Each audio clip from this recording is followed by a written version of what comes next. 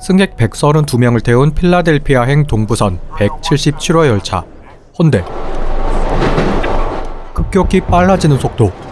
결국 기차는 탈선하며 큰 사고가 발생합니다. And we're bringing you live coverage from Skycam 4. Yes, it appears to be a rescue ambulance, and there are more behind it. I can see on the access road. 그리고 열차에 타고 있던 원조 빡빡이 아저씨 데이빗 던. 그는 승객 중 유일한 생존자. 그보다 더 놀라운 것은 털끝 하나 다치지 않고 완전 멀쩡했다는 것. Because you didn't break one bone. You don't have a scratch on you. 물론 다칠 털끝은 많지 않다는 죄송합니다. 아무튼 이건 단순히 운이 좋았다라 말할 수 없는 사건이었으며 본인 스스로도 뭔가 이상하다 느끼게 되죠. 바로 이것이 히어로의 탄생 시점. 나이트 샤말란 감독의 2000년작 언브레이커블은 히어로는 어떻게 탄생하는가에 대한 신선한 시각을 제시한 영화. 즉, 기존과 다른 자신만의 방식으로 히어로물을 풀어냈습니다. I believe comics are our last link to an ancient way of passing on history. The Egyptians drew on walls. I believe comics are a form of history that someone, somewhere felt or experienced.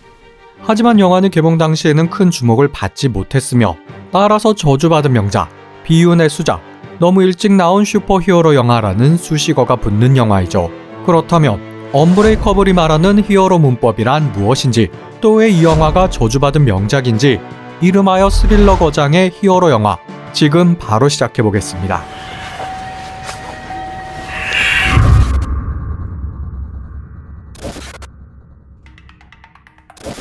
식스센스로 대표되는 스릴러의 거장 나이트 샤말란. 혹시 식스센스를 보지 않았다면 먼저 보시기를 추천드리며, 흔히 최고의 반전 영화로 손꼽히는 쌍두마차, 유주얼 서스펙트와 식스센스, 이 중 1999년작 식스센스는 2007년 미 영화 연구소 선정 100대 영화, 그리고 72회 아카데미에선 작품, 감독, 각본, 남우주연, 여우조연, 편집상을 타진 못하고 모두 후보에 오르며 제작비 약 4천만 달러로 월드박스 오피스 6억 7천만 달러의 흥행, 샤말란 감독을 일약 명장 반열에 올려놓은 영화. 정말 당시만 해도 히치콕 감독의 뒤를 이을 천재 스릴러 감독의 탄생으로 주목받았습니다.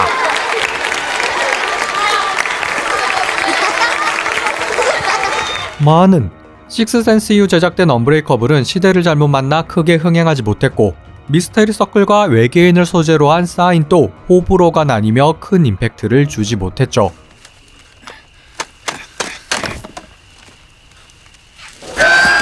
물론 샤말란 감독에 대한 기대치가 높았던 탓도 있지만, 문제는 판타지 스릴러 레이디 인 더 워터부터 몽환적인 분위기와 구도는 그럭저럭 괜찮았지만 흥행과 평가는 모두 서서히 망가지기 시작. I don't know who you are, but you did something to my thoughts. 그리고 2010년 무려 1억 5천만 달러의 제작비가 들어간 판타지 액션 라스트 에어밴더. Balance to a world at war. 이게 정말 샤말란의 영화야? 라는 그야말로 혹평을 넘은 비난일색 대폭망이었습니다. 마찬가지로 2013년 1억 3천만 달러가 투입된 SF 영화 애프터 어스 역시나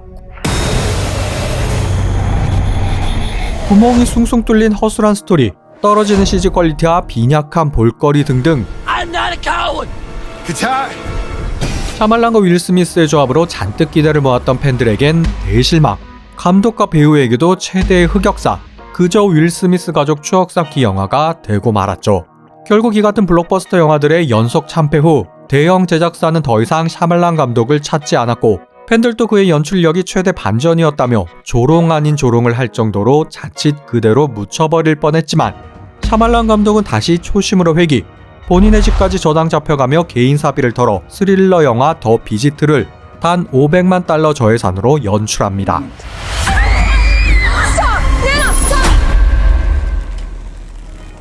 거기다 배우들 모두 무명이나 신인급으로만 구성. 그리고 결과는 월드박스 오피스 9,800만 달러, 20배에 달하는 흥행과 함께 괜찮은 평가를 받았으며, 이때 이동진 평론가 역시나 일단은 수렁에서 빠져나온 샤말란 감독이란 평가를 했을 만큼 가까스로 재기에 성공하죠. 그리고 이 다음 만들어진 영화가 바로 언브레이커블 이후 17년 만에 만들어진 후속작, 큰 호평을 받은 23 아이덴티티, 원제목 스플릿이었고, is real.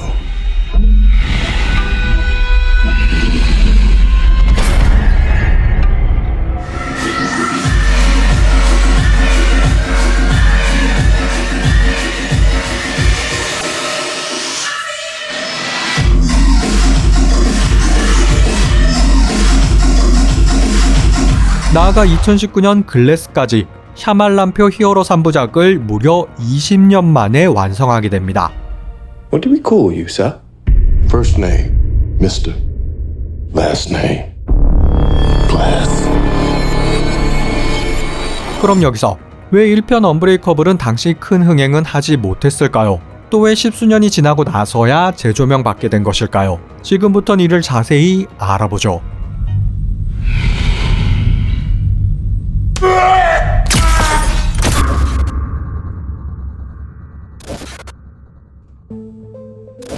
언브레이커블은 앞서 잠시 설명한 것처럼 태어나 단 한 번도 아프거나 다친 적 없는 강인한 남자와 반대로 아주 경미한 충격에도 유리처럼 쉽게 뼈가 부서지는 남자. 이 둘을 대립선상에 놓고 이야기를 풀어갑니다. 즉, 단어 그대로 언브레이커블맨과 미스터 글래스였죠. 참고로 글래스가 갖고 있는 선천성 골령성 부전증은 실제 존재하는 병이며 의학도 집안에서 태어난 감독은 우연히 이와 관련된 논문을 읽고 사람을 이같이 유리처럼 만드는 병이 있다면 반대로 강철처럼 강한 육체를 지닌 사람도 있지 않을까란 물음으로 시나리오를 썼다 합니다. If there is someone like me in the world, and I am at one end of the spectrum, couldn't there be someone else, the opposite of me at the other end? 그리고 극중 글래스 역시나 같은 생각을 가졌으며 더 나아가 자신의 대칭점인 언브레이커블맨을 찾는 것을 마치 운명처럼 여기는데 이러한 설정은 사실 히어로물이 가진 보편적 특성이며 또한 가장 매력적으로 작용하는 포인트이기도 합니다. Now that we know who you are, I know who I am.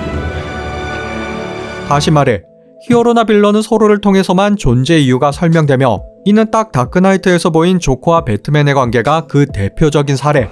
No, you complete me. You're guard. And I won't kill you because you're just too much fun. I think you and I are destined to do this forever. 또 어벤져스에서 비전 역시나 그 비슷한 이야기를 했습니다. In the 8 years since Mr. Stark announced himself as Iron Man, the number of known enhanced persons has grown exponentially. The number of potentially world-ending events has risen at a commensurate rate. He's saying it's our fault? I'm saying there may be a causality. 즉, 히어로와 빌런은 서로 죽일 듯 싸우지만 결국은 필요한 운명, 아이러니한 관계를 형성하는 것이죠. 그리고 언브레이커블에서 묘사된 히어로물 두 번째 매력 포인트는 바로 힘에 대한 거부감. When I was a kid, I spent a week in the hospital getting better from pneumonia. I almost drowned. 안 그래도 가정불화를 겪고 있는 데이빗은 자신이 남들과 다른 히어로라는 데에 강한 거부감을 표하는데 이 또한 히어로물에 나타나는 보편적 특성이었습니다. 즉, 아이언맨처럼 예외는 있지만 슈퍼맨, 배트맨, 원더우먼, 스파이더맨, 헐크 등등 대부분 인간 사회에 동화되기 위해 힘을 숨기며 살거나 또 때론 힘 자체가 불행의 근원이 되는 경우가 비일비재했죠.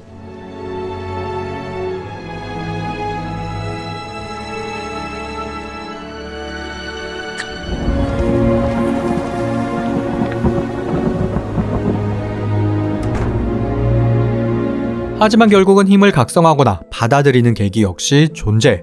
영화에서는 이를 벤치프레스로 매우 소소하지만 위트 있게 풀어내는데 You think you could have beaten up Bruce Lee?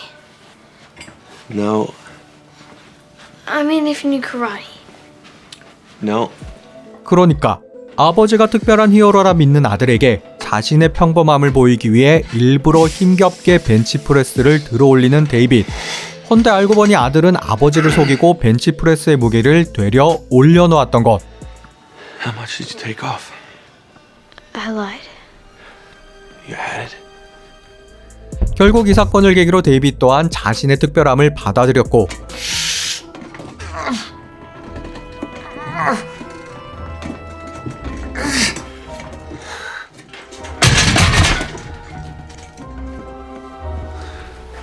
About 350 pounds. 더 나아가 신체가 닿으면 범죄자를 알아보는 특수 능력까지 인지하게 되죠.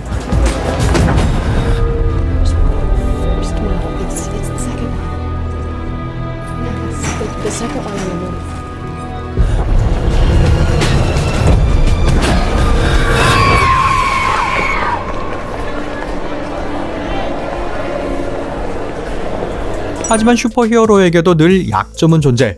마치 슈퍼맨에게 크립토나이트가 치명적이듯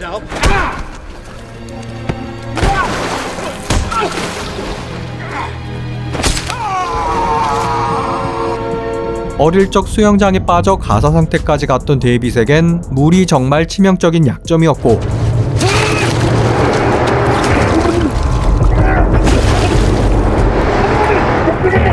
그래서 레인코트를 입고 다니게 되는데, 이 또한 마치 슈퍼히어로들이 많이 걸치는 망토와 같았습니다.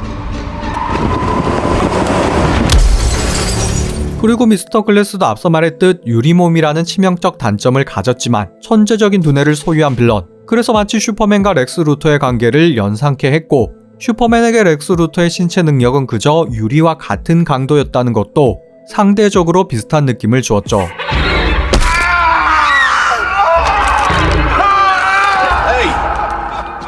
그리고 이 영화의 최대 매력 요소는 바로 샤말란 특유의 반전.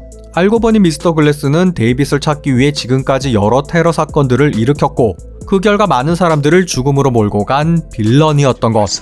Killed all those people. But I found you. So many sacrifices. 결국 히어로의 탄생은 일반 사람들의 희생에 의해 이루어졌고, 데이빗 역시 시리에 빠지고 마는데, 또 이 같은 일반인들의 희생이라는 설정은 어벤져스에서 보인 소코비아 사태와도 비슷한 맥락입니다. I'm very proud of what he grew up to be. His name was Charlie Spencer. 이처럼 샤말란 감독은 히어로와 빌런의 얽혀있는 관계를 특유의 담담한 서사 방식으로 풀어냈지만, 영화는 기존 히어로물 특유의 방식을 크게 뒤튼 형태였으며, 이 부분에서 호불호가 크게 나뉘게 되었죠.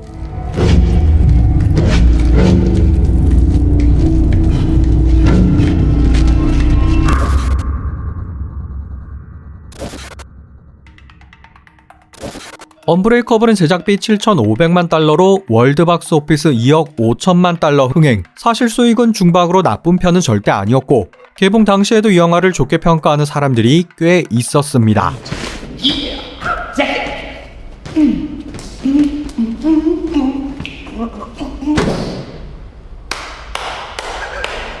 많은 전작 식스센스가 일으킨 파장의 여파와 그로 인한 높은 기대치로 호불호가 극명히 나뉜 영화였으며, 또한 1990년대 히어로 영화에 대한 좋지 않은 인식도 크게 한몫했죠. 즉, 당시의 배트맨이나 슈퍼맨 시리즈 등 히어로물은 좀 유치한 것이란 인식적 배경, 나아가 1997년 나온 배트맨 앤 로빈은 배트맨을 나락으로 보낸 최악 중의 최악.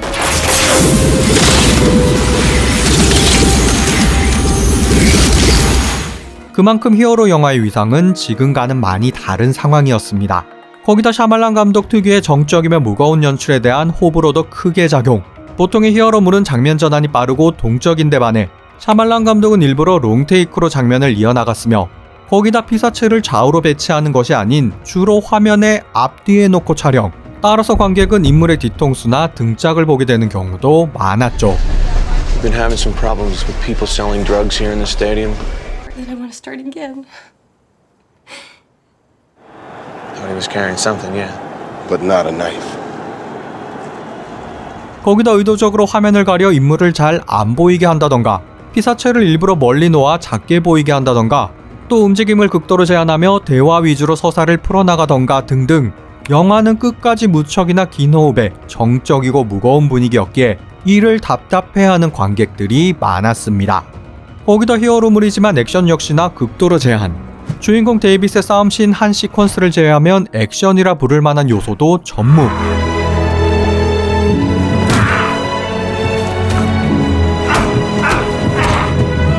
이 역시나 의도적 제한으로 액션을 기대한 관객들에게 불호일 수밖에 없었죠.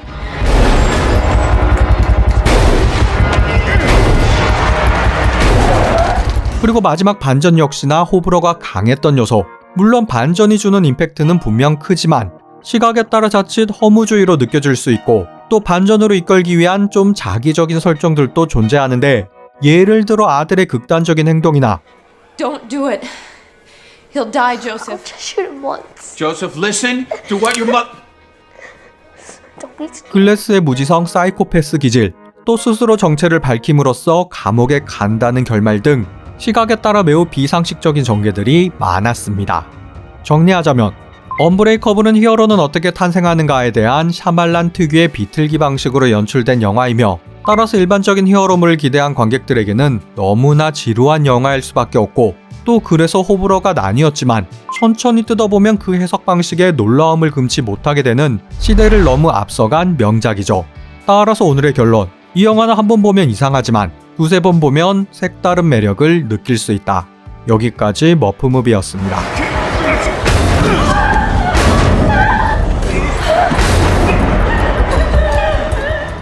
You know what the scariest thing is? To not know your place in this world. To not know why you're here. You are different from the rest.